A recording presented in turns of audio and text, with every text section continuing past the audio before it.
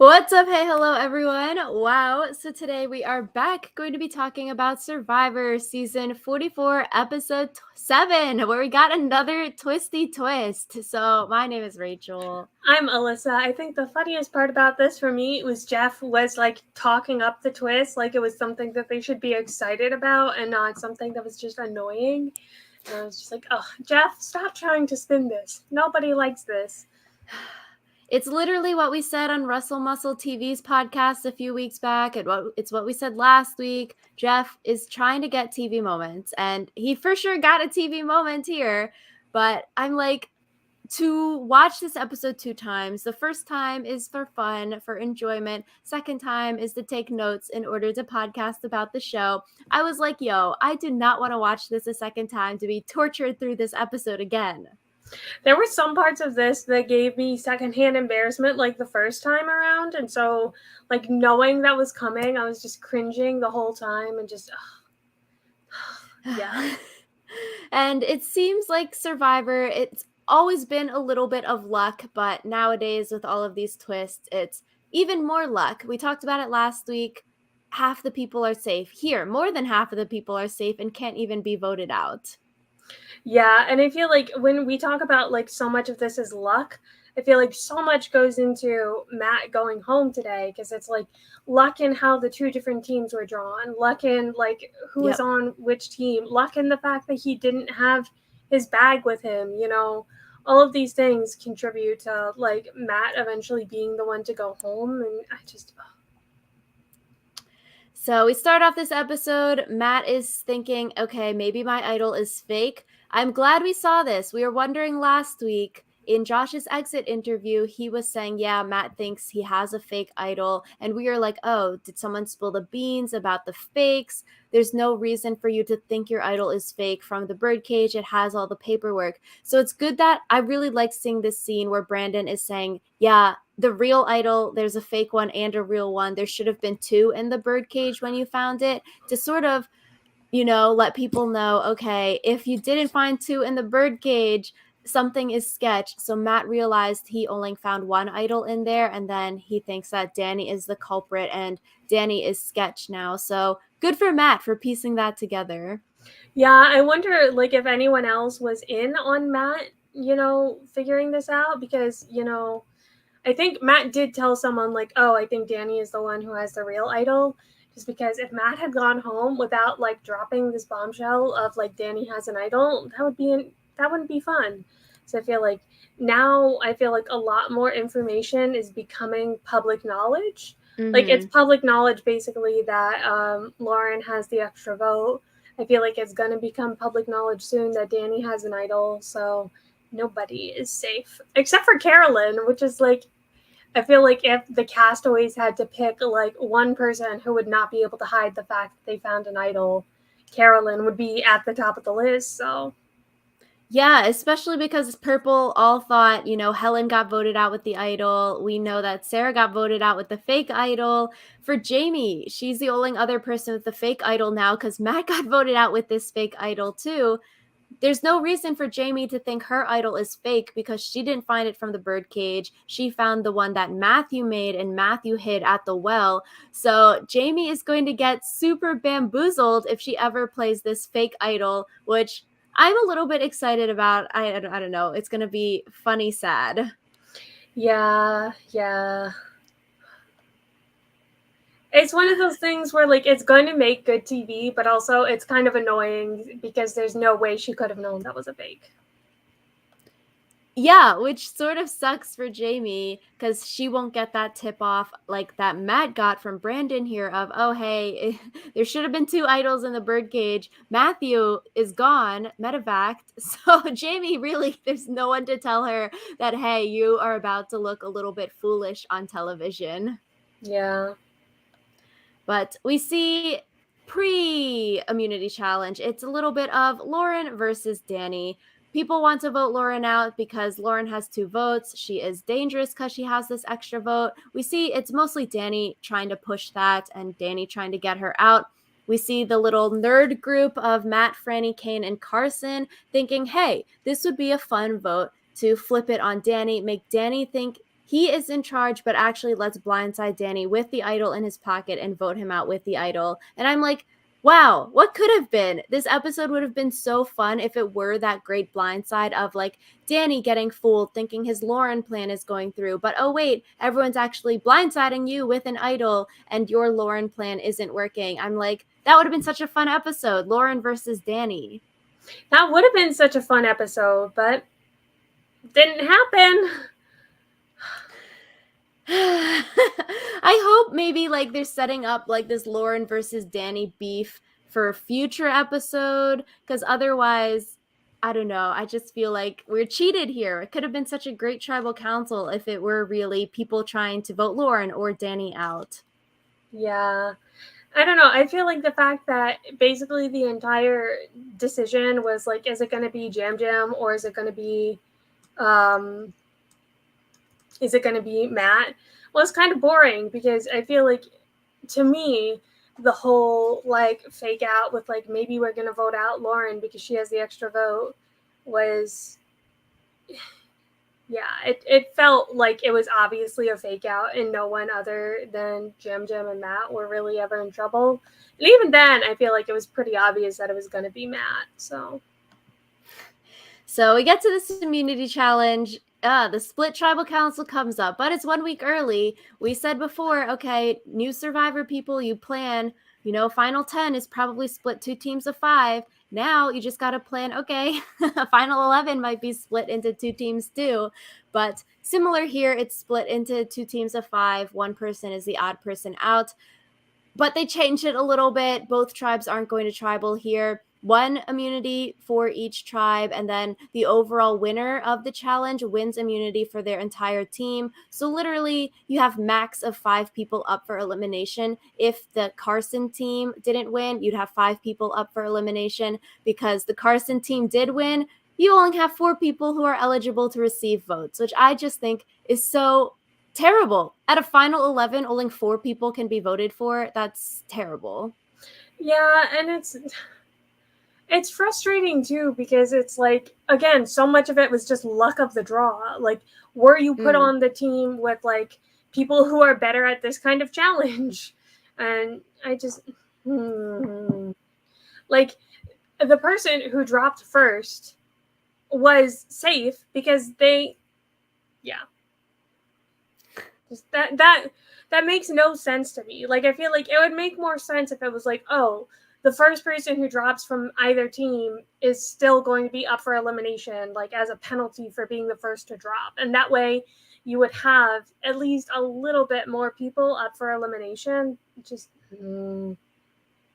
Yeah, sort of like in the challenge, if you lose the daily challenge, then you're automatically put up for elimination. That could be a good twist here. I feel like, okay, we've seen the split tribal council previous seasons. Okay, it's a part of Survivor, yada yada. We've seen it before. It's sort of bad in previous seasons. It's bad now because these split tribal councils, you'd think, okay, it could help people in the minority to get out of the minority, make a big move because there's less people. But we've seen in previous seasons here, these split tribal councils, just sort of like a pagonging sped up. You're going to vote out the 2 people on the bottom each time. Just sort of, okay, let's get to final 8. Let's vote out 2 people that we're not really working with.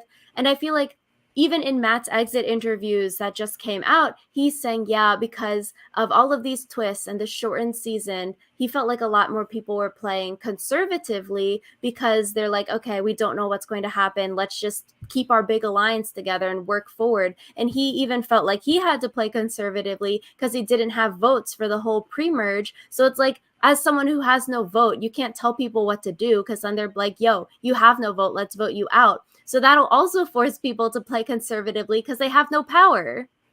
yeah, it's not fun. Yeah. So I think it was funny because, like I said earlier, Jeff tried to spin it as like, oh, you think you're all merged and so you're going to have a big tribe, but then it becomes a small tribe again because you won't. And I was like, Jeff, it's becoming a small tribe again, randomly, arbitrarily, for no reason other than you wanting a twist is not a good thing. Like, I don't. Is this Mergatory 2.0? I feel like this twist, though, at Final 11 is worse than the Final 10 split team twist because here, one whole team is safe for literally doing nothing. They didn't win the challenge. Franny won the challenge for them, and that automatically made 6 people safe for losing the challenge. And it's like, okay, only the people that lost the challenge are voting at tribal council. No one from that winning team can go home. At least with the final 10 2-team split, both tribes go to tribal. Only 2 people are immune. Still 4 people are up for elimination, but it's still okay. Everyone gets the vote. Everyone is going to tribal. 2 people are being eliminated. Here it's like 10 people are safe. It's like way too many people, and no, like, I don't know, it's just bad that one whole team gets to win and they're safe for losing the challenge. Yeah, because like literally when Franny won for her team, like more than half of the other team was still around, and that's so dumb. I feel like I'm being very negative tonight, but it really annoys me because this whole thing seems nonsensical except for if you're looking for like, ooh, big twist. So That's what we're saying. The Jeff TV moment got the TV moment here. And I feel like this makes it even worse because of the control vote advantage, which we'll talk about later, but it just like twist plus advantage, you got to pick one. It's too many things happening. You can't strategize around these things that you don't know about, which is going to make people play conservatively. yeah, and I feel like they only put in like Heidi's advantage of control a vote was because they like wanted to give the other side something to do other than sit around. So So we got the 2 teams. Team 1 is Heidi, Kane, Danny, Franny, Carolyn. Team 2 is Lauren, Jam Jam, Jamie, Matt, and Brandon. Carson's the odd person out. He gets to pick which team he wants to back, and he chooses Team 1. So for Carson's pick, I sort of wish we got some of his strategy here in like a confessional that overlaid his pick or something, because I'm like, okay, Carson's smart. Did he pick Team 1 because he thought they would be better at balance? They thought Team 1 would have a better chance of winning immunity for everyone? Or did he pick Team 1 because he thought that the numbers on that tribe, he would be safer if they went to tribal council? Like, oh, I have more alliance members on that team, or there's a bigger target on that team that would get voted out before me. So that's why I picked Team 1 over Team 2. Or did he just pick random and he didn't really have strategy? It's like, I would want to know people's thoughts and his thought process behind picking the teams. yeah, I wonder. It doesn't seem likely that we'll get that just because it was only really relevant for this episode and we didn't get a confessional this episode. I don't know. I feel like this episode was kind of weird because we heard so much from like Franny, Heidi, Jam Jam, Matt, and a little bit from Carolyn, but like everyone else was kind of like not even there. So, yeah. So Franny's the last one standing on her team, so she wins immunity automatically there. But there's 4 people left on the other team. Even watching this episode the first time, looking at the number breakdown, I was like, oh, Franny's the winner. She's automatically safe. She should drop. And then watching the rest of the episode, I'm like, oh, dang. Yeah, she really should have just thrown the end of the challenge there to give herself immunity. She's already the last person standing on her team. And then she could automatically make Matt's entire team safe because she dropped. So someone, like, it doesn't matter who wins over there, they're all safe anyways. So it could have been a way to keep Matt safe. But I feel like, I don't know, it's probably like not going through your head in that moment. Like she probably just wanted to win the challenge for sake of winning. You're like, oh, I'm on Survivor. I want to push myself. I want to see if I can do it. I want to see if I can win like this challenge. But I wonder if in hindsight she's thinking like, oh damn, maybe I should have thrown the challenge here to save everyone on the other team. And they could have voted out Danny on their side. Yeah, I think part of it is also when you're 2 halves of a showman's, you do have to think like, would I be better off on my own, like without my other half? So I feel like for Franny, even though maybe it was a mistake in the short term to not drop and let Matt be immune, I feel like in the long term, it's better for her because she can play her game independently without being tied to being one half of a duo. Oh yeah, I 100% agree. When we get to tribal council, honestly, this Matt going home helps a lot of people, and I think it low key does help Franny a lot. So she probably didn't do it on purpose. Like, hee hee, Matt's over there and probably going to get voted out. But like, she just didn't run the numbers and just accidentally, oh, Matt's going home now. So I wonder though, if she did it on purpose and she's like, yeah, I'm going to win because screw you, you're probably going home. That would be really funny. I think it also just, yeah, it would be funny if she did it on purpose, but also I don't think that's the case. So yeah, not the case, but maybe fan fiction here since they are still happily in a relationship wasn't on purpose. But Franny versus the 4 people on team 2. Good for Franny for winning it. Like, she beasted that end of the challenge. That's a huge accomplishment because apparently they were going for like an hour in this challenge and she outlasted Brandon and everyone else on that other team. So like, good for her, you know? This is a moment she'll probably remember forever for many reasons.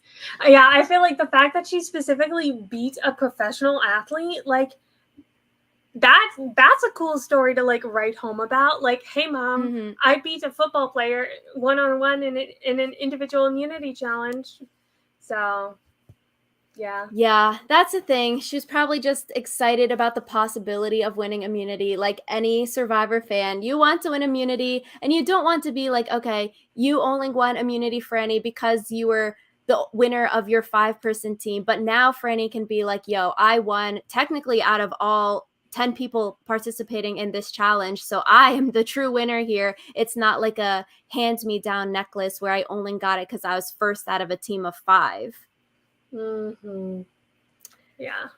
New Facebook profile picture. So we get to team 1. They get the reward advantage. They are eating peanut butter and jelly sandwiches. I thought this was a very interesting scene because we see like Danny and Franny specifically continuously say, oh, everyone wants Matt to stay, right? Everyone's on board with having Matt stay. How do we save Matt? Can we create a plan to save Matt on the other team? And then Carolyn's just sitting there eating her sandwich like, oh, and then in confessional, she's crying about how she doesn't want Jam Jam to get voted out.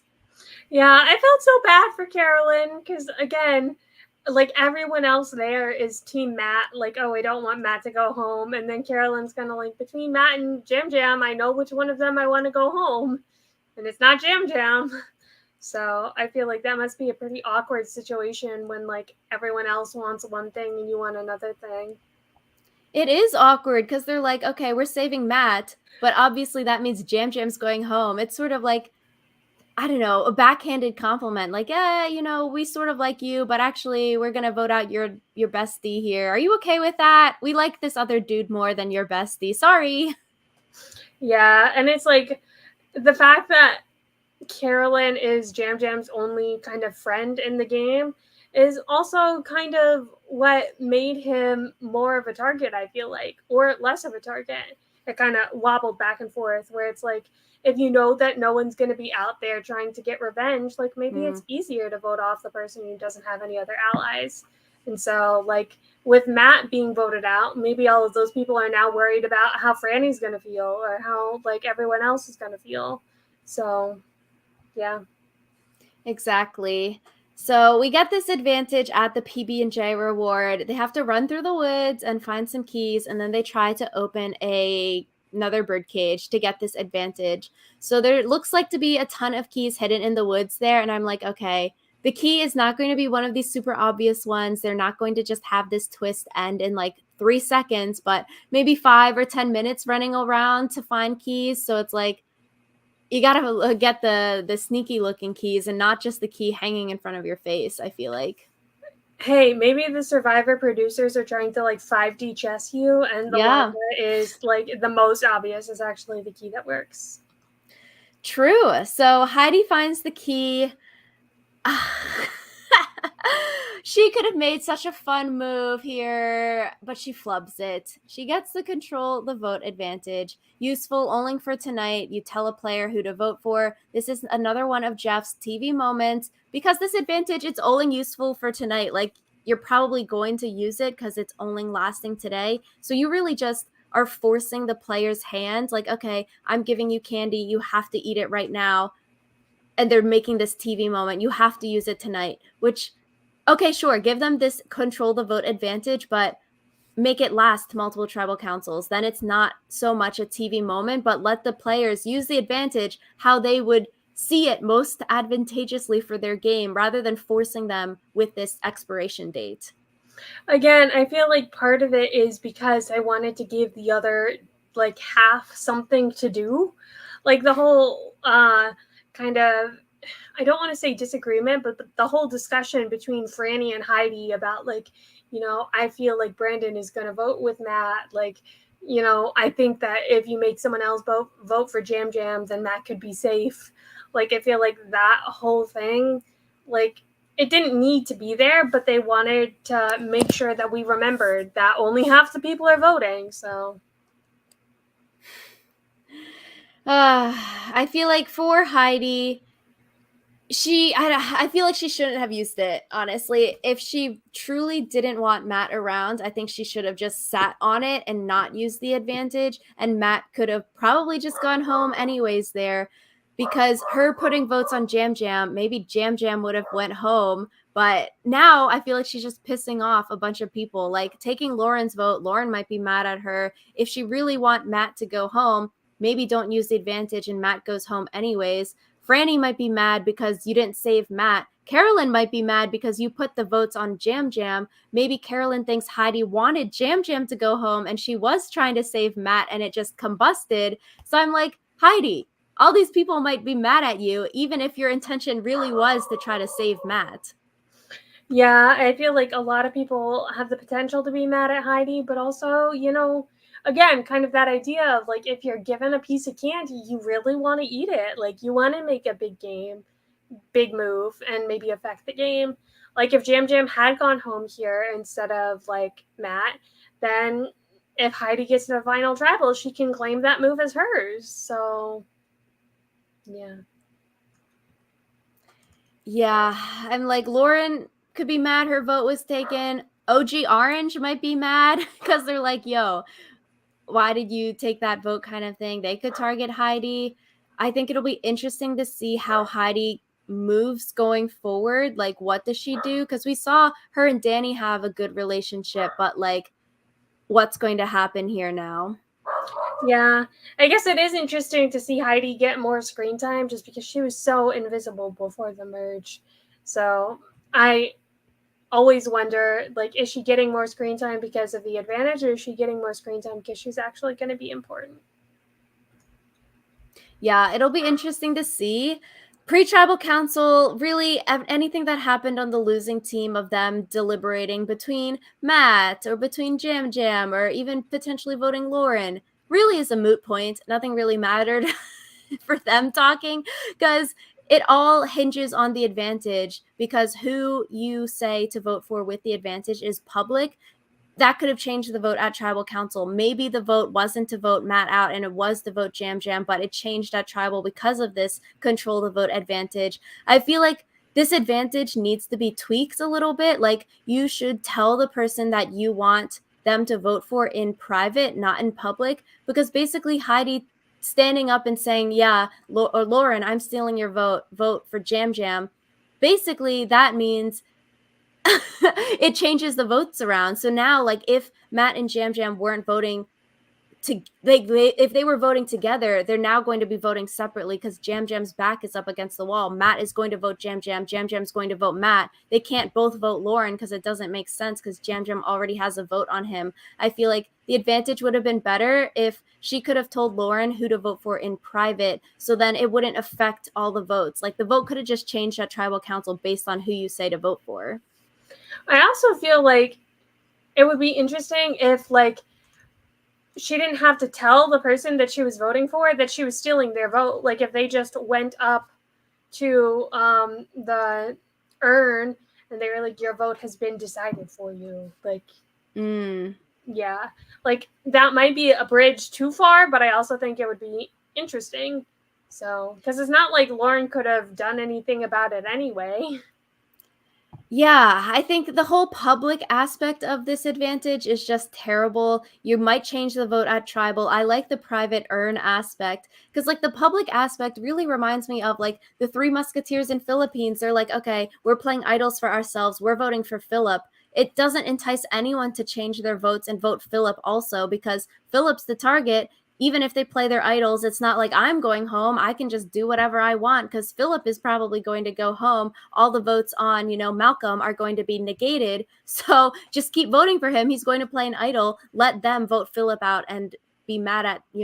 So it's like public announcements. Just, you don't have to do anything because it's going to change your vote. And it could change your vote in a negative way or like a way that you don't need to show your cards or anything. So I don't know. I think it should be private.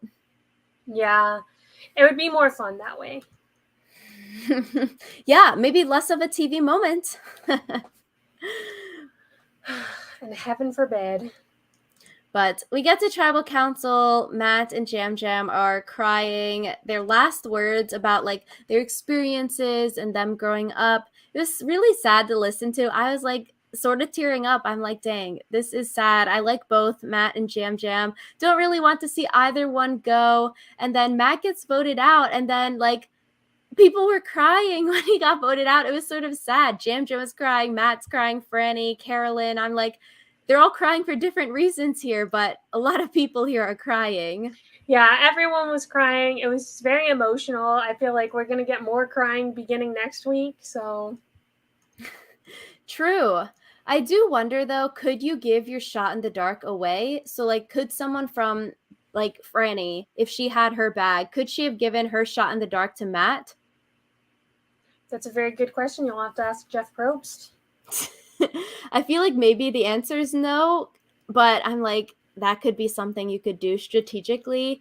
I feel like at the end of the day, though, no matter this twist, this advantage, low key though, Matt going home is a good move for a lot of people. You break up Matt and Franny showmance, their relationship and connection. You remove one of the Soka numbers, which is good.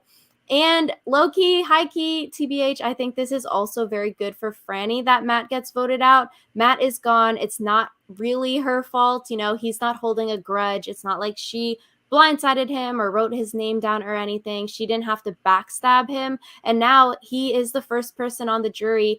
She for sure gets his jury vote if she makes it to the end. And now Franny is a free agent. She can truly work with anyone. She doesn't have this duo relationship showmance holding her back anymore.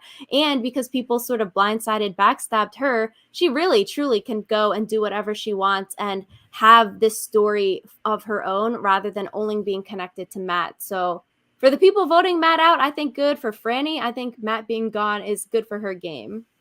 Yeah, I feel like this was kind of a win-win for Franny because if Matt had stayed, that would have been a win for her. If Matt goes the way that he went in this episode, also a win for her. So good work, Franny, even though I feel like she didn't really, not to say she didn't do anything, but it was not her Inadvertently. mastermind Yeah. plan. Yeah.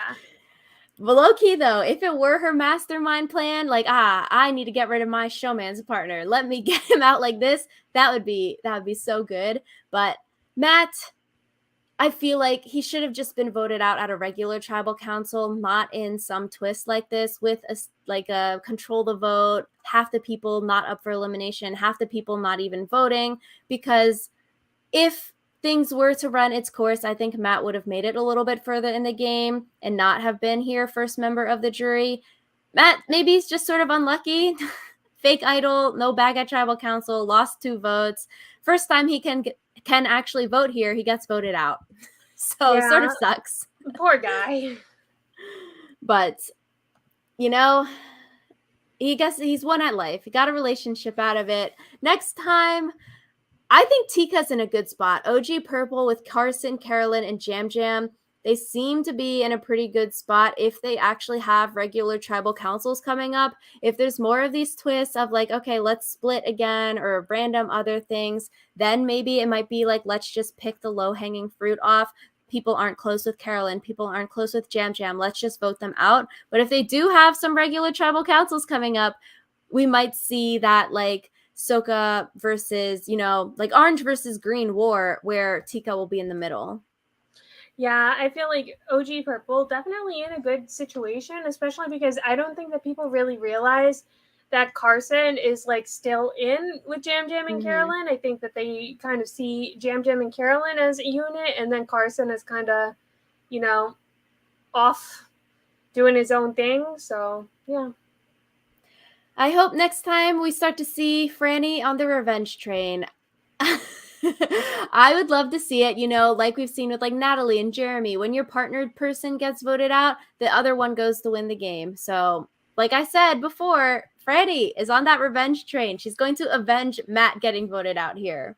That would be fun. Yeah, one by one, she's like, Heidi, you screwed up. Time to vote you out. All these other people that voted for him, time to vote you out. And just check them off the list. I would love to see it. Franny's revenge tour. Franny's revenge story, that would be fun. I think I said on our podcast with Russell Muscle TV that I would like to see a Lauren villain arc, but I also would be really down for a Franny villain arc. Yeah, so I'm excited. Hopefully next week we get a regular tribal council since two episodes into the merge or the fake merge, we haven't even had, all 10 people, 11 people, 12 people actually vote at a tribal council here. Like, actually, we've had them all vote. We haven't had them all up for elimination. We need everyone up for elimination next time. Yeah. But, who knows what bullshit will come up next. Yeah, so let us know in the comments down below what your thoughts are on this episode. Did you like this twist? Dislike this twist? What are your thoughts on the control the vote advantage? Would you want to see the advantage come back in the public form that we saw it this week, or would you want to see it in the private form that we are talking about right now? Let us know in the comments down below. As always, thank you all so much for watching, and we will see you all next weekend. Bye!